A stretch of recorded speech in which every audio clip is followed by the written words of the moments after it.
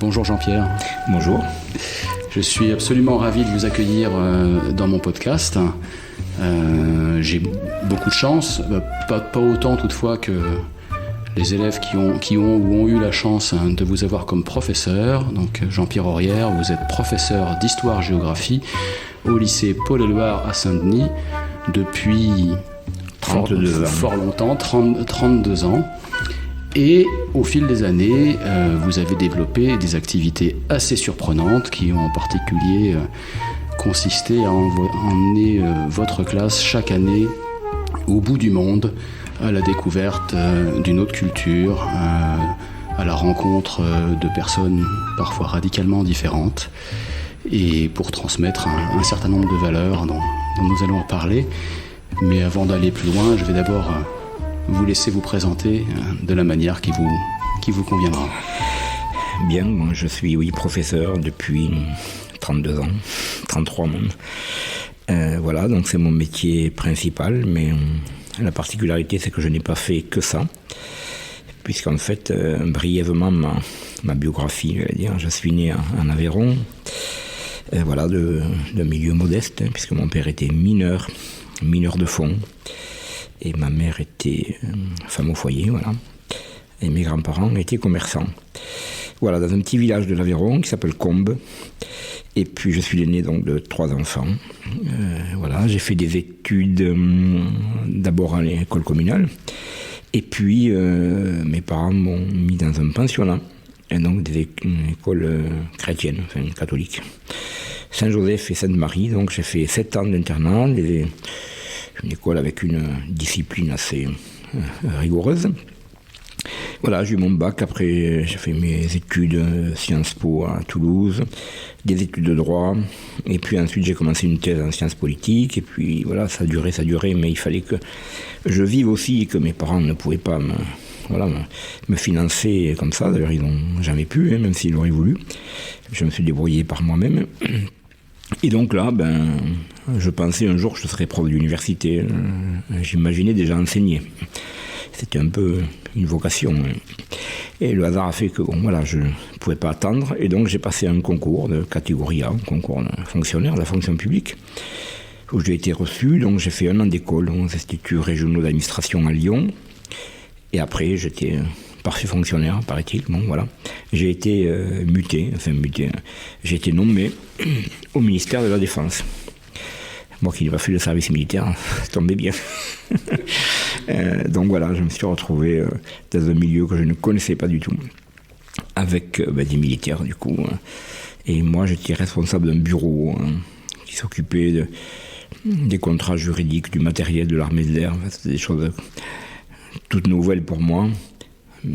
Pas très intéressante, j'avoue. Mais bon, voilà, il fallait que je travaille et j'ai passé 4 ans là.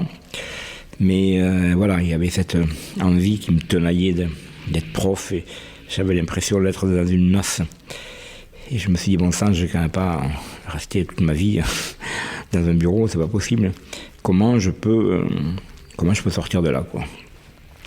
Et le hasard a fait donc moi je suis rentré au ministère en 86. En 89, il y a eu un décret, donc déjà il manquait des enseignants. Donc comment faire pour recruter des enseignants sans créer de poste? Et donc à l'époque c'était Lionel Jospin qui était ministre de l'Éducation, qui a trouvé un peu la martingale, c'est la tienne. Je vais déshabiller Paul pour habiller Pierre. C'est-à-dire je vais prendre des fonctionnaires d'autres ministères qui seraient susceptibles de faire l'affaire pour être prof, et je vais les détacher. Et donc dès que la circulaire est parue, oh là là, je me suis sauté dessus. Et donc j'ai postulé pour être prof. Donc c'était là, ça ne demandait qu'à sortir. Voilà, l'occasion fait le larron, ça demandait qu'à sortir, j'ai sauté dessus tout de suite.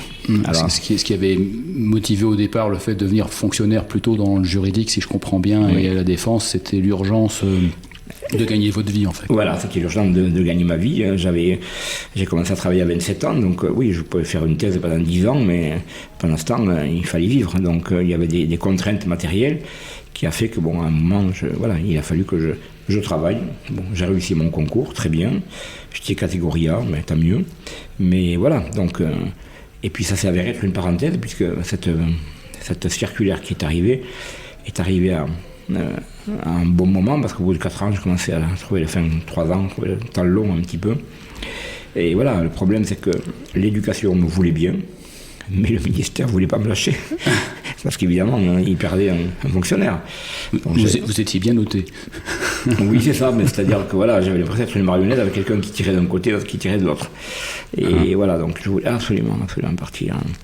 Enfin, je voulais absolument être prof, quoi. Voilà, du coup, c'était ça. Et puis, je voulais être prof, d'une part, et je voulais être prof en banlieue. Alors bon, prof en banlieue, je veux dire, c'est pas des demandes extraordinaires.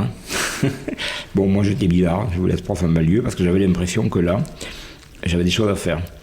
Alors certes, j'habitais déjà en banlieue, j'habitais à Saint-Ouen. Je sais pas, j'avais envie d'enseigner là où il y avait urgence, et il me semblait que là, il y avait urgence. Même si j'avais pas enseigné véritablement dans ces milieux-là, mais voilà, c'était une idée comme ça. Alors de guerre-lasse, bon, on m'a laissé partir. Alors au début, je me souviens, mes collègues militaires, et puis mes supérieurs qui étaient des généraux, hein, m'ont dit, bon, ok, il a envie d'enseigner en banlieue, on va lui donner la Légion d'honneur. À l'école, la Légion d'honneur. Là, il n'y a que des filles, de bonne famille, généralement. Et je leur dis, mais non, mais c'est pas là. Je veux la banlieue, mais je veux avec le public qui va avec, quoi. Je veux pas enseigner dans un pseudo centre de Paris. Hein. Bon, on m'a dit, ben, écoutez, allez-y. Hein. Vous allez, je me souviens de cette phrase des généraux, vous allez perdre votre talent dans la boue de la banlieue. Donc l'image de la banlieue dans les quartiers du 7e arrondissement de Paris, c'était une image un petit peu, déjà ça n'a pas changé, mais alors très dégradée. Hein. Voilà, on m'avait offert un casque, je me souviens, un casque et fusil FAMAS en rigolant, le jour du pot. Et voilà, c'est pour vous défendre des élèves. Donc l'image déjà qu'il y avait de la banlieue et qu'on me donnait de la banlieue, moi j'en avais pas des images particulières, puisque bon, pour moi c'était un lieu neutre, un lieu où j'avais des choses à faire.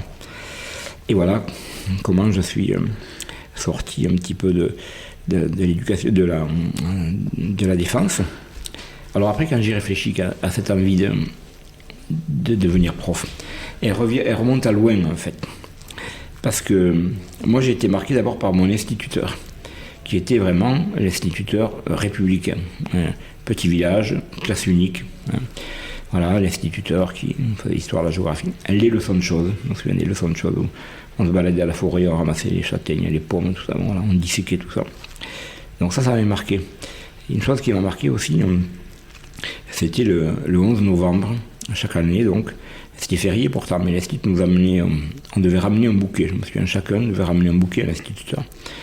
Donc on avait un potager, tous. Donc, les seules fleurs qu'il y avait, je me souviens, à l'automne, c'était les chrysanthèmes dans le jardin. Donc j'ai toujours cette odeur de chrysanthème qui pour moi évoque ce moment du 11 novembre. Et donc le 11 novembre, il y avait tout le village qui était autour du monument aux morts. Ça m'a beaucoup marqué ça. Et il y avait encore moi j'étais petit, donc en 70, des anciens combattants de la guerre de 14, de Verdun, ceux qui avaient fait Verdun, qui étaient là. Et donc on déposait un bouquet, on lisait le nom des morts. Et puis voilà, il y avait la fanfare, tout le monde était là, tout le village, il y avait même le curé avec sa soutane et tout ça. Et ça m'a beaucoup impressionné parce que j'y reviendrai après sur. Bon, il y avait tout ça qui se mélangeait. Et puis quand j'ai fait mes études, moi il a fallu aussi que je finance mes études. Et en fait, pendant 3 ou 4 ans, j'étais à la fac et à Sciences Po, j'ai réussi à financer des études parce que j'ai travaillé dans une école primaire privée à Toulouse, où en contrepartie donc, du logement, en fait, d'avoir une chambre dans cet immense truc-là, et le repas du midi à la cantine, je devais assurer des heures de surveillance auprès des élèves de CM1, CM2, enfin voilà, des primaires. Et ça m'a beaucoup plu. J'adorais ça, et puis les élèves m'adoraient.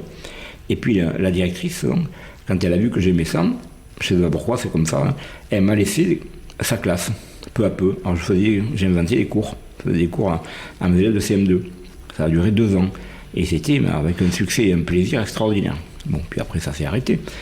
Et donc voilà, c'était ce truc-là où je me suis dit, tiens, mais ça me plaît. Hein. Vous aviez quel âge à ce moment-là ? Eh bien là, je devais avoir 22, 23 ans. D'accord. Voilà, donc j'étais un pseudo-instituteur, quoi. Voilà, et ça me plaisait bien, comme mon instituteur que j'avais eu avant, voilà. Et puis tout ça, bon voilà, après j'ai fait mes études. Et quand il a fallu devenir prof, pourquoi histoire géo ? Je peux faire un lien avec quelque chose autour de la citoyenneté ou du civisme avec le 11 novembre ou... Alors, il y avait de ça, c'est vrai. Et puis, disons que les études que j'avais faites, qui étaient des études de sciences politiques, il y avait quand même pas mal d'histoire de géographie, donc je me voyais mal faire prof de maths, quoi. Et donc, quand le ministère a recruté, c'était en fonction des diplômes qu'on avait, et on nous a dit, voilà, moi j'avais le choix entre français ou histoire géo. Bon, moi j'ai dit non, histoire géo, je me sens mieux comme ça. Donc, je suis passé devant une commission, d'ailleurs, devant un inspecteur, qui a regardé tout ça, il m'a dit bon, ok, c'est bon. Alors ça, c'est extraordinaire parce que le 30 août, j'étais encore au ministère. Donc, à mois d'août, il y a 31 un jour. 31, bon, j'ai un repos. 1er septembre, j'étais devant une classe.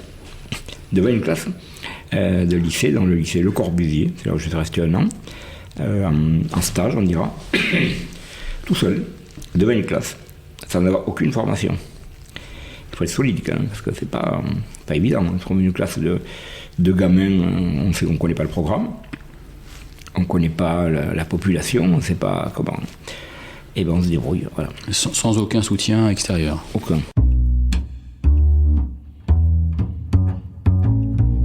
Quelle a été un peu la genèse de ces projets de voyage au bout du monde? En fait, je suis devenu prof parce que j'avais envie d'enseigner, bien sûr. J'avais envie d'enseigner autrement, de faire autre chose en plus. Mais quoi, je ne savais pas quoi. Je ne savais pas qu'est-ce que je pouvais faire en plus. Et en fait, c'est l'actualité qui m'a aidé. Puisqu'en 2005, il y a eu ces émeutes-là en banlieue, où moi j'ai vu de mon lycée, j'étais à l'intérieur, les élèves, mes élèves ou d'autres, des jeunes du moins, de l'autre côté donc, du lycée, dans la rue, qui jetaient des pierres, qui nous jetaient des pierres à nous, qui jetaient des cocktails Molotov, des voitures qui brûlaient. Et alors je me suis dit, là, il y a un problème, parce que j'ai enseigné pendant 15 ans dans ce lycée, et ces gamins, ils sont en train de tout casser, quoi. Même leur école. Et donc là, je suis interrogé, mais qu'est-ce qu'on peut faire? Qu'est-ce qui se passe dans la tête pour qu'ils soient aussi en colère contre l'institution?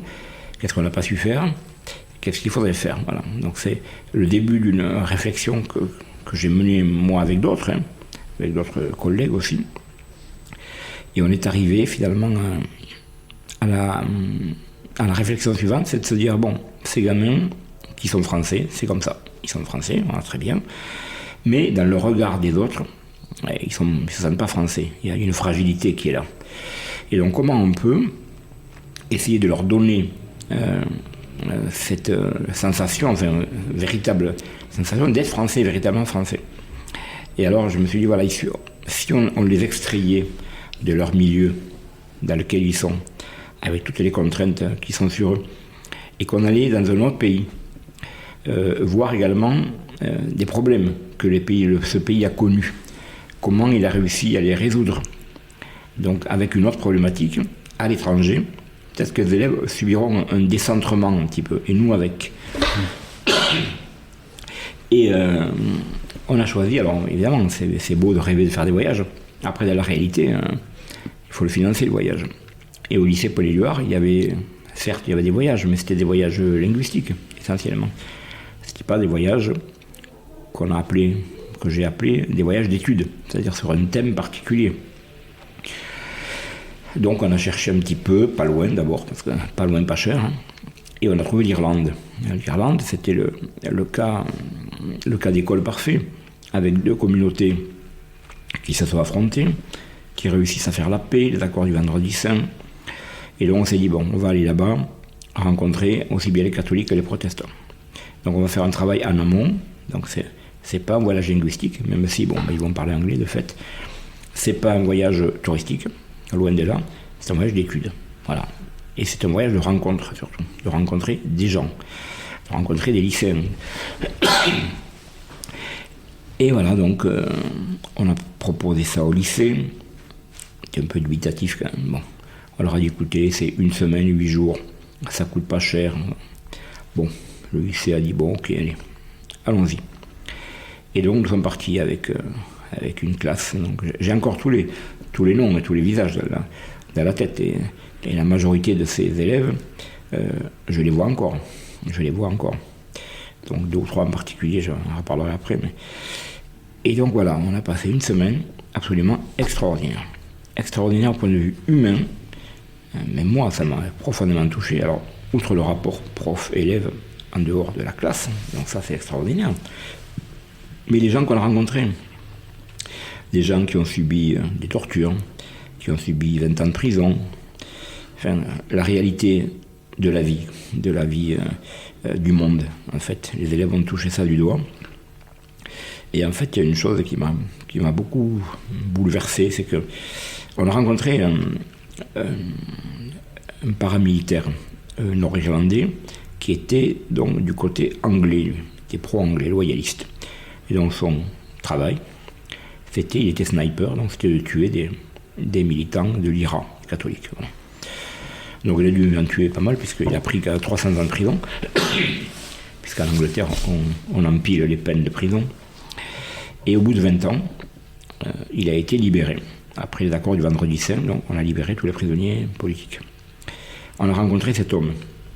Je me souviens, il avait les genoux qui étaient cassés, puisque les traîtres, les Nord-Irlandais, leur tiraient une balle dans le genou. Donc il avait du mal à marcher. Il était tatoué, les bras tatoués. Donc il sortait de 20 ans de prison. Et il a monté une association pour la paix, justement. D'où la rencontre. Et je me souviens, cet homme-là, on le rencontre, il rentre dans le bus, on était à le bus, là. Et il dit ceci aux élèves. Il dit, voilà, moi, j'ai fait 20 ans de prison. Quand je suis rentré, donc ma fille avait 2 ans. Quand je suis sorti, j'étais grand-père. Et ça, encore cette phrase, elle restera, parce que là, et à mes élèves aussi, hein, je me suis dit, bon, là, on a touché quelque chose de fort, quoi, dans la vie des gens. Et donc, du coup, quand on est rentré, on s'est dit, on ne peut pas s'arrêter là.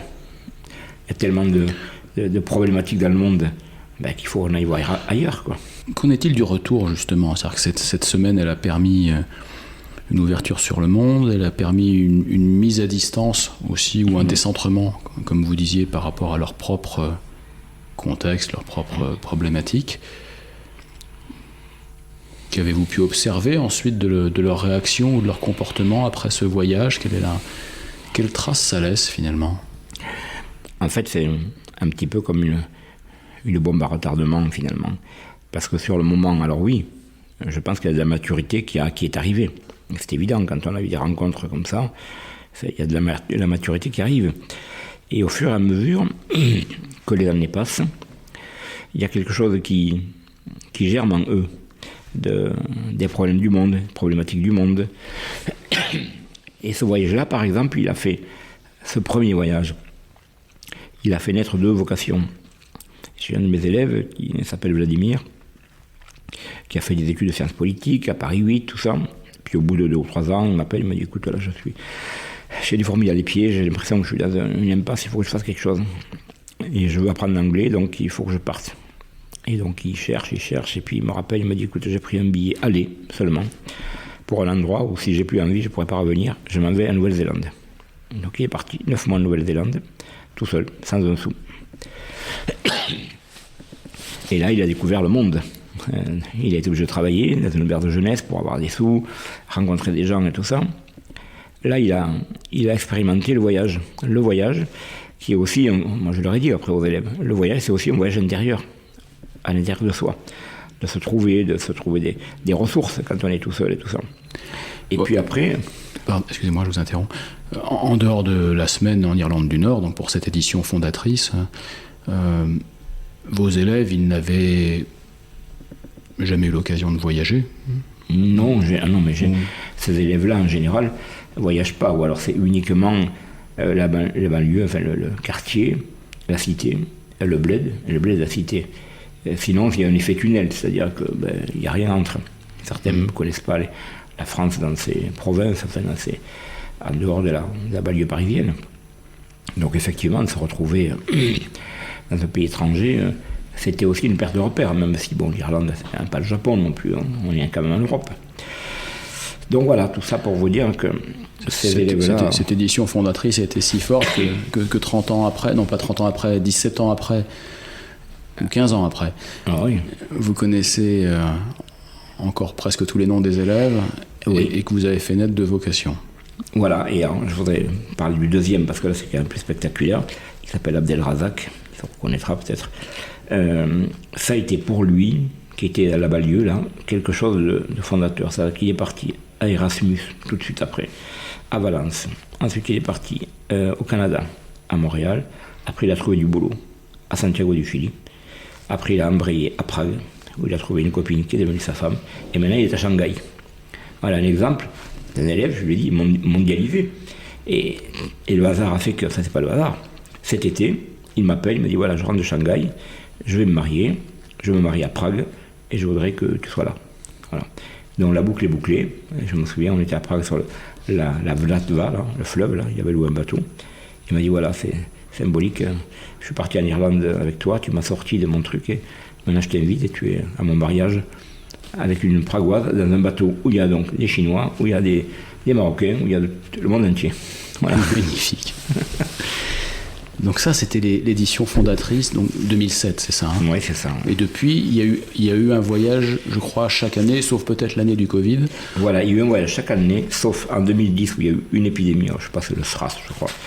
En 2019, où il y a eu la pandémie, et il y a eu 3 années où il y a eu 2 voyages dans l'année. Donc là, on a fait fort, mais bon. Voilà. Et donc parmi ces voyages, alors je n'ai pas tous les lieux en tête, je me souviens de l'Afrique du Sud, le Mexique ou la frontière mexicano-américaine.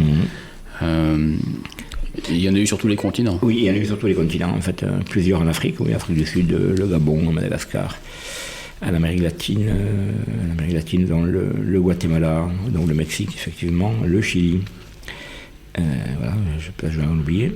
Et ensuite, après, il y a eu la Nouvelle-Calédonie, pour l'Océanie, on dira. Et puis après, pour l'Asie, il y a eu l'Inde, le Vietnam et le Japon. Voilà, des voyages très ambitieux, et puis avec chaque voyage a des richesses particulières. Et avec, j'ai l'impression, un dénominateur commun qui est l'ouverture au monde de toute évidence, la tolérance ou l'apprentissage de la différence. Oui. Et il y a aussi quelque chose autour de la citoyenneté, hein, qui est très fort dans ce que vous dites. Hein. Oui. Se faire se sentir français, ou qu'est-ce que ça veut dire d'être français, voilà. ou d'être d'un pays d'ailleurs. Oui, voilà, d'être vu comme des Français à part entière, d'un pays donc qu'à l'extérieur on admire, et qu'on apprend aussi peut-être à aimer de l'extérieur. C'est ça qui est important, et puis de voir qu'on est quelquefois privilégié par rapport à des situations qui sont absolument catastrophiques. Dans des pays très pauvres comme le Madagascar par exemple, où j'ai un élève après ça qui a fondé une ONG, parce qu'on a vu la misère absolue dans ces pays-là. Donc tout ça, voilà. Puis la tolérance, un élève me l'a dit un jour, il m'a dit, vous m'avez appris la tolérance. Donc voilà, tout ça. Et puis c'est des choses, j'avais souvent l'occasion de dire que les voyages, c'était 1000 heures d'éducation civique. Pour vous d'aller faire de l'éducation civique, voilà. Un élève qui rencontre une maman au Chili, qui lui raconte comment son fils a été torturé parce qu'il n'était pas d'accord avec le régime. Il comprend ce que c'est que la liberté, quoi. Il a pris de la liberté. Voilà, et ça, il ne l'oubliera pas. Quand on voit à Madagascar des enfants dans une carrière qui ont entre 5 et 8 ans et qui cassent des cailloux du matin au soir, avec un marteau pour faire du gravier, et que le soir, ils ont un bol de riz, enfin une assiette de riz, et puis c'est tout. Voilà, là, il n'y a pas de mots. On comprend les choses, quoi. Sur ces sujets du civisme ou de la responsabilité, il y a un peu de tout ça, hein, civisme, responsabilité, tolérance, ouverture. Je sais que vous faites aussi d'autres choses que les voyages. Par exemple, j'ai le souvenir de cérémonies à l'Arc de Triomphe dont vous m'avez parlé. Oui, alors effectivement, il y a autre chose que j'ai fait. Alors c'est pareil, quand j'ai fait ces choses-là, alors ça paraît intéressant, mais il y a eu beaucoup d'opposition au voyage de la part de certains de mes collègues au lycée, parce que ces voyages ont été financés par l'argent du privé, et donc il y a des catégories de personnel au lycée qui préfèrent finalement que les élèves ne partent pas, plutôt qu'ils soient financés par du privé.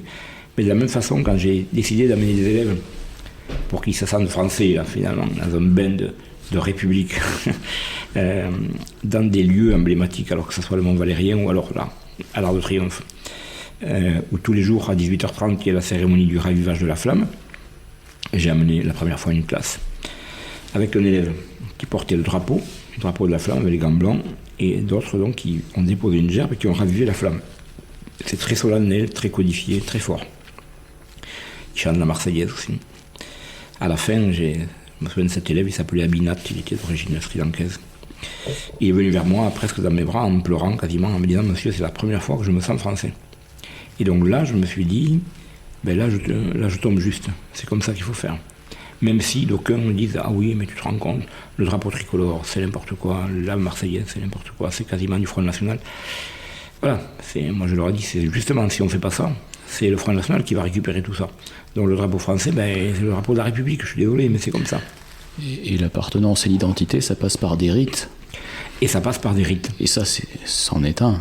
C'en est un, et les élèves en redemandent. En redemandent. Le 1er février, on va retourner à l'Arc de Triomphe aussi. Ils en redemandent. On a été là, on a été au Mont-Valérien, on a été à Verdun, on a fait plein de choses. Pour moi, ça, c'est important. C'est assez fascinant parce qu'une certaine... une certaine bien-pensante voudrait croire, comme vous le dites, que ce genre de cérémonie, c'est nationaliste, ou je ne sais pas, quelle horreur. Alors qu'en fait, ce que vous dites, c'est que vivre cette expérience-là, parce qu'un rite, c'est une expérience, ça crée une émotion très forte et durable et identitaire, beaucoup, beaucoup plus positive que n'importe quel grand discours, en fait. Exactement. Je pense que la République, elle s'incarne. Et elle s'incarne par des rites, par des choses comme ça. Et je reviens finalement à mon instituteur, et à mon 11 novembre. Finalement, quand j'amène mes élèves à l'Arc de Triomphe, c'est un peu mon 11 novembre à moi. C'est-à-dire que je revis ces choses-là, ils sont là avec moi, et on a vécu une chose aussi très forte, à l'Arc de Triomphe aussi, c'était le 8 mai 2016. J'avais amené mes élèves, on était conviés par le président de la République à la cérémonie du 8 mai, parce que j'avais fait un travail qui s'appelait avoir 20 ans à 1916. Voilà. Donc j'avais dit aux élèves, voilà, vous êtes nés en 96, on est en 1916, vous avez 20 ans, racontez votre vie. Et comme j'ai beaucoup d'élèves qui sont issus des anciennes colonies françaises, je dis voilà, toi tu imagines que tu étais du Mali, c'était quoi le Mali à cette époque, tout ça, on avait fait tout un travail très intéressant, qui avait été remarqué par le ministère de la Défense. Et on avait été conviés par le ministère des Anciens Combattants, qui nous avait reçus. Et puis donc, d'où également cette invitation. Et c'était très fort parce qu'on était à côté d'anciens combattants de la guerre donc de 40-45. Des vieux monsieur qui avaient 95 ans, qui avaient libéré Strasbourg et le nid d'aigle d'Hitler, là. Ils ont discuté avec nos élèves, ils étaient bouleversés que les élèves puissent s'intéresser à eux, on a pris des photos. Et après la cérémonie autour de l'Arc de Triomphe, le président de la République est venu saluer la classe. Et donc c'était très fort, je pense que les élèves s'en souviendront toujours de ça. Et puis pour moi c'était important, quand ces jeunes aient pu rencontrer des témoins directs de la Seconde Guerre mondiale. Parce que maintenant il n'y en a plus, quasiment plus, quoi. Et donc ça, j'ai encore les photos et tout ça, des gens qui étaient recouverts de décoration et qui disaient, voilà, on avait 20 ans, on était à Strasbourg. C'était en 1944. Et on était beaux. Quand vous racontez toutes ces histoires, Jean-Pierre, j'ai l'impression que vous avez organisé ou monté tout cela tout seul, sans l'aide de l'institution, voire malgré l'institution. Parce que je peux me dire, d'un côté, je peux me dire... tout ça est absolument formidable et quelle chance vos élèves ont eu de vous avoir comme prof. Et de l'autre, je peux aussi me demander, mais comment c'est possible que vous soyez aussi seul finalement ? Enfin, en tout cas, c'est l'impression en creux que cela me donne en vous écoutant. Alors, pour les voyages, j'étais un petit peu entouré, j'ai pas fait ça tout seul. En revanche, il y a eu énormément d'opposition. Bon, maintenant, c'est en train un peu de se tasser, mais bon, ça rentre un peu dans l'ordinaire de faire des voyages, me semble-t-il. Mais tout ce qui était lié à la République, à ces rites républicains, tout ça, ça soulevait pas mal de moqueries ou de choses comme ça. Mais bon, c'est comme ça. Alors, est-ce que j'ai été tenu par rapport à l'institution ? Je pense que l'institution, elle s'est tenue à côté. Elle ne m'a jamais désavoué, donc ça, c'est déjà pas mal, bien sûr. Elle ne vous a pas empêché ? Elle ne m'a jamais empêché. Mais voilà, après, c'est pas que les proviseurs et tout ça, c'est après l'ensemble des collègues en général qui n'approuvaient pas vraiment ces choses-là. Bon, c'est comme ça, moi j'ai continué, Et puis, parce que moi, la seule chose qui m'importe, c'est pas tant la vie de mes pairs, c'est surtout la vie des élèves. Donc, et pour la vie des élèves, j'ai changé leur vie. Voilà. Et pour moi, c'est le plus important de se dire que ils ont peut-être eu une autre trajectoire. Certains me l'ont dit, les voyages ont été fondateurs pour leur vie. Il y a même un couple qui s'est formé pendant un voyage, c'était à Madagascar, et depuis ils se sont mariés. Donc bon, voilà. Alors, parmi les vecteurs d'impact ou de transformation sur vos élèves que vous avez ou que vous avez eus, il y a les voyages au bout du monde, il y a ces événements comme ces cérémonies à l'Arc de Triomphe ou au Mont Valérien, ces cérémonies civiques, on va dire. Et il y a aussi, j'aimerais qu'on parle un peu des sessions de la réussite. En quoi cela consiste ? Alors, pareil, là aussi ça a été une invention due à des circonstances extérieures. C'était en 2000, lorsqu'il y a eu les attentats, donc le 11 septembre, et puis les premiers, Charlie Hebdo, là, cette année un peu funeste, sont venus rôder autour du lycée pas mal de journalistes pour savoir si les élèves de banlieue étaient Charlie ou pas Charlie. Alors vous êtes Charlie, pas Charlie. Bon. Et quand on est jeune et qu'on a l'esprit de contradiction, souvent on est interviewé, on dit ben non, je suis pas Charlie. Alors évidemment, le journaliste dit ah regardez, à Saint-Denis c'est un repère de voilà.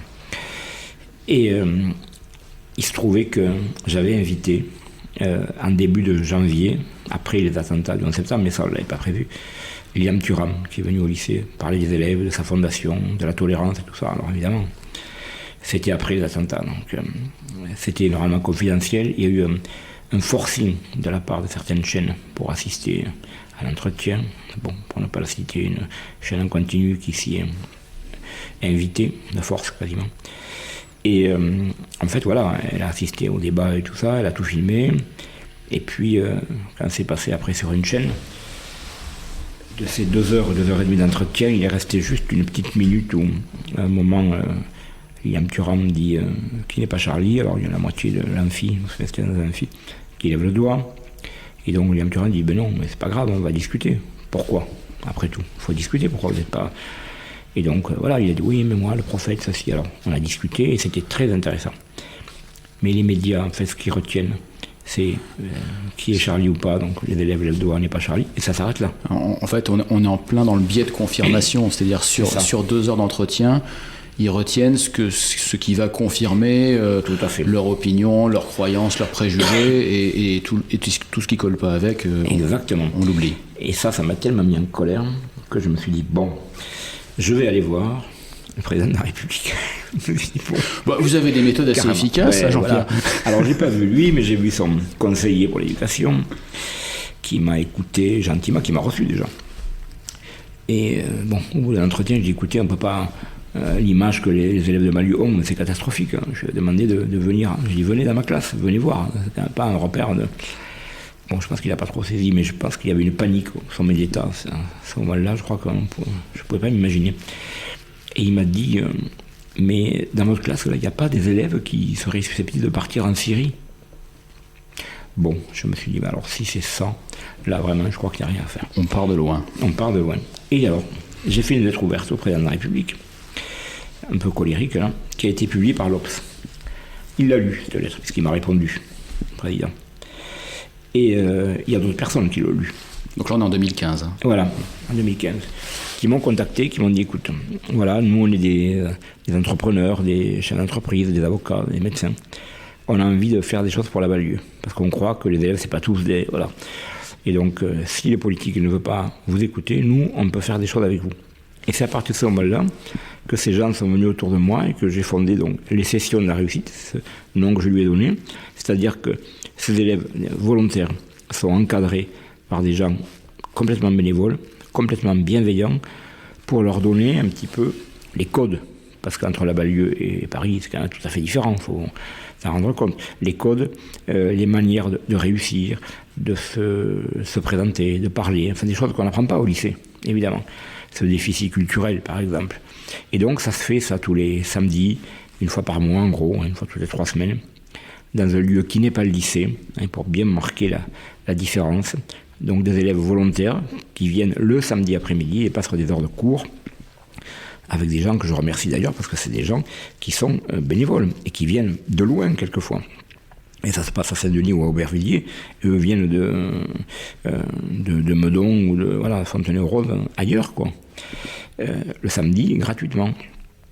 Et depuis des années que ça se passe comme ça se passe très bien. Et je pense que j'ai donné aux élèves un peu de réseau, un peu de confiance en soi. Et ça, pour moi, j'y attache beaucoup d'importance aux sessions de la réussite. Donc c'est de l'apprentissage de code, c'est du réseau, et c'est des rencontres avec des personnes qui travaillent en entreprise, qui peuvent leur donner peut-être quelques... Oui, les éclairer sur des métiers, par exemple, des choses comme ça, de rencontrer des avocats, parce qu'ils ont quand même pas mal de réseau, donc qu'est-ce que c'est un avocat? Je rencontre un avocat, un expert comptable, enfin voilà, plein de choses comme ça. Et puis c'est aussi une expérience humaine, parce que les personnes qui sont dans ces milieux-là, qui sont généralement aisées, dans des quartiers, donc voilà, ils rencontrent quand même des élèves dont ils pourraient avoir des idées ou des a priori négatifs peut-être, des élèves de banlieue, comment ils sont et tout ça. Et généralement, c'est toujours une rencontre très riche. C'est un apprentissage réciproque. C'est un apprentissage réciproque. Ouais. Ils sont adorables, ils sont gentils, voilà. Et puis bon, on fait un goûter ensemble, on fait une pause dans l'après-midi, on fait un goûter, on échange. Et voilà, donc c'est un plus que j'essaie de leur donner gratuitement, quoi. Voilà. On en revient toujours au fait, c'est l'ignorance qui crée la peur. Hein. Exactement, c'est l'ignorance qui crée la peur. Et voilà, et même les élèves au début, ils ne voulaient pas venir. Voilà, monsieur, c'est où cet endroit, tout ça, je ne sais pas s'il faut venir. Viens, je dis viens, sors va au-delà de toi, sors de toi-même, découvre des gens, même si ça te met en position où tu ne sais pas, tu es un peu perdu, les locaux, on ne t'a jamais vu ça. Et après, c'était l'apprentissage de l'altérité aussi, de rencontrer des gens différents. C'est ça qui est important, parce que souvent, eux, ils vivent en circuit fermé. Et donc, si on n'ouvre pas un peu la porte, ne serait-ce que les sessions de la réussite, alors si on l'ouvre en grand, après, il va au bout du monde, mais ça procède du même état d'esprit. Essayer de leur donner une autre vision, donc de la... Voilà. Alors, surtout pour ça, par exemple, j'en profite parce que je suis au micro, là, alors du coup, je veux le dire, mais s'il y a des gens qui m'écoutent et qui ont envie d'aider l'association, au moins pour les sessions de la réussite, voilà, les bonnes volontés, et puis des petits sous, c'est sympathique. Alors, j'allais vous poser la question, Jean-Pierre, ce sont des volontaires individuels, ou bien est-ce que vous avez des partenariats avec des entreprises? Non, c'est des volontaires individuels qui sont venus un peu coopter un tel, puis un tel. Et voilà, donc c'est comme ça que ça se fait, quoi. Voilà. Très bien, le message est passé, ouais, je leur passerai par écrit. D'accord, ça me fait plaisir. Le moment venu.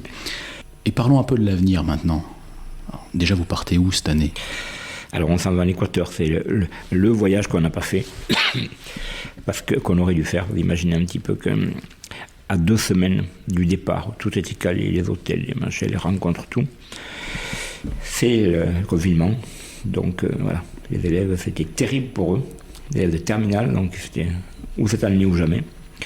Privé, mais bon, on ne savait pas, quand il y a eu le confinement, ce qui allait arriver pendant 1 an et demi. Ensuite, ok, bien sûr. Donc on repart en Équateur, et notamment aux îles Galapagos.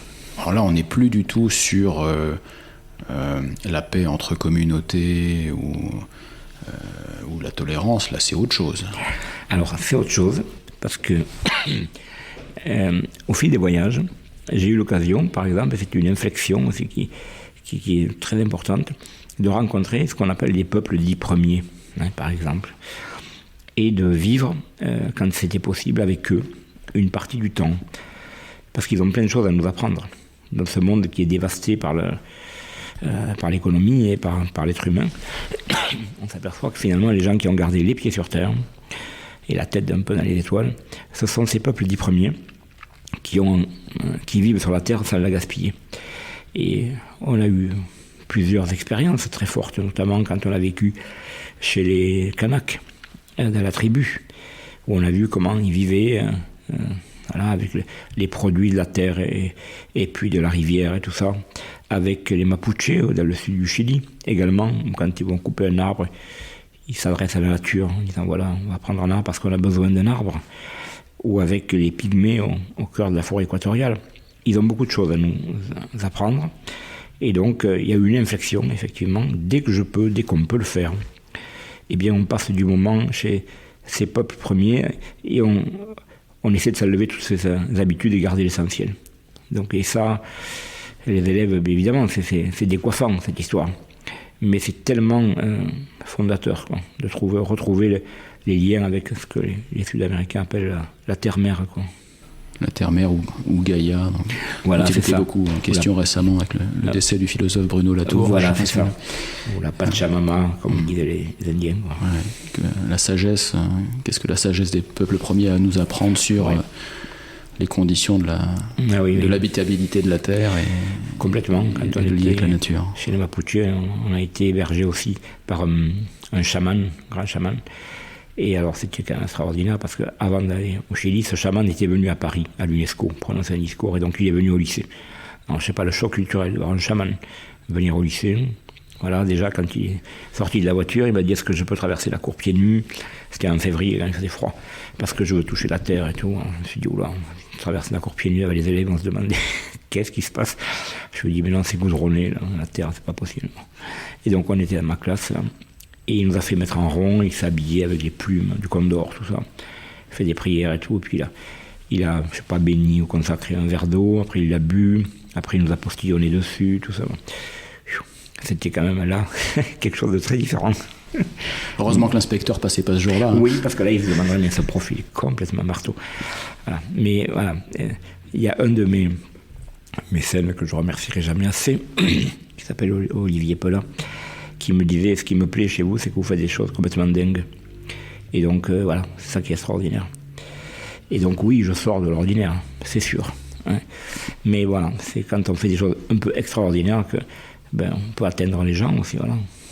Vous le savez, Jean-Pierre, le thème de mon podcast, c'est les conditions d'une vie plus libre. Comment faire en sorte d'avoir une vie, notamment une vie professionnelle plus accomplie et plus authentique. Chez vous, il y a eu déjà plusieurs bifurcations fondatrices. Oui. Passer du ministère de la Défense à prof. Ensuite, passer de prof à prof vraiment pas comme les autres, avec ses voyages au bout du monde, puis les sessions de mes réussites, etc. Et là maintenant, je vais poser une question toujours sensible.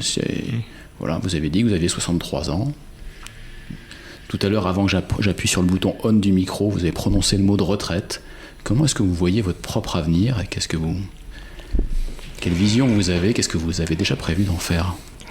Alors, prévu, je ne sais pas encore, mais bon, ça s'approche. Ça s'approche, c'est-à-dire dangereusement. Donc ça s'approche, c'est comme ça.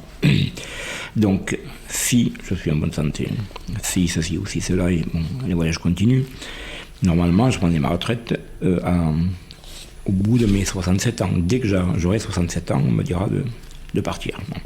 Bon, voilà, ça fait 4 ans encore. Donc, qu'est-ce que je vais faire? Cette question-là, me l'a posée déjà un de mes prédécesseurs à Paul-Éluard, qui est l'animateur de radio Jean Lebrun, France Culture et France Inter.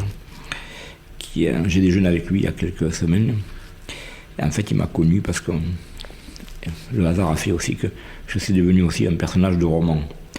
J'ai un de mes amis qui est sociologue, Fabien Truon, qui a écrit donc beaucoup de livres sur la jeunesse dite de banlieue, et qui a participé avec moi à 2 voyages, au Vietnam et puis en Nouvelle-Calédonie. Et la contrepartie, c'est qu'il m'avait promis un livre de sociologie. Voilà. Le confinement est passé là-dessus, bon, il ne savait pas trop. Et puis il a fait un récit qui s'appelle La taille des arbres, dont je suis le personnage principal. C'est comme ça. Je suis devenu un personnage de papier sous le nom de Pierrot. Et Jean Lebrun a lu ce livre, et il m'a dit: oh là là, il faut absolument que je voie sa prof. C'est vraiment extraordinaire. Donc je rencontre Jean Lebrun, et il me pose la même question. Il me dit: qu'est-ce que vous allez faire après? Est-ce que vous ne redoutez pas la retraite judiciaire? Je la redoute, bien sûr, un peu. Et il m'a donné une idée, il m'a dit: tiens, mais et si vous écriviez aussi l'histoire de votre lycée, Paul-Éluard, parce que c'est une sacrée histoire et tout ça. Bon. Je lui ai dit: tiens, pourquoi pas rencontrer les anciens élèves, essayer d'écrire ça. Alors, c'est une piste. Mais j'ai envie d'enseigner encore, alors il y aura d'autres formes d'enseignement, ou au moins de passage de témoins. Parce que Fabien Truon, le sociologue, lorsqu'il m'a beaucoup regardé, enseigné, il m'a filmé, il y a des gens qui m'ont filmé, tout ça. et qui m'a dit, bon, tu es un prof, c'est sûr, mais tu es surtout un passeur d'expérience, un passeur de vie. Alors, je pense que ça, c'est pas un métier, passeur, mais je pense que c'est cet état d'esprit que j'ai, même après la retraite, je serai toujours un passeur, d'une manière ou d'une autre. C'est une vocation. Ça peut prendre différentes formes. C'est une vocation, ouais, c'est ça. Et la vocation, il n'y a pas de délai temporel. Je me rendais compte, je voudrais vous poser une question plus personnelle, Jean-Pierre. Est-ce que vous avez des enfants ? Non, je n'en ai pas, mais j'en ai un que j'ai, entre guillemets, adopté. C'était le hasard de la vie. Fabien Trouillot le raconte dans son roman Récit. Un de mes élèves qui était parti au Vietnam, qui était très proche de moi, et un jour je lui ai dit, est-ce que tu veux que je vraiment m'occupe de toi ? Et voilà, parce qu'il est un peu limite là. Et en accord avec ses parents, voilà, il passait 3 jours chez ses parents, 3 jours chez moi, et voilà, et donc c'est devenu quelqu'un qui m'est proche d'une certaine façon, et qui est un peu comme mon fils d'ailleurs, je lui ai dit d'ailleurs, il le sait. Et puis bon, d'une certaine façon aussi, tous les élèves qui sont passés avec moi, c'est un peu comme des enfants de substitution aussi, voilà. Merci beaucoup, Jean-Pierre. Merci. Si vous avez aimé cet épisode, notez ce podcast sur votre plateforme d'écoute, Apple Podcast, Spotify, Deezer ou autre, et commentez-le, en particulier si vous utilisez Apple Podcast. Cela nous aidera en effet à progresser en termes d'audience. N'hésitez pas non plus à me faire part de vos commentaires ou à me suggérer de nouveaux invités en me contactant par email ou bien via LinkedIn. À très bientôt!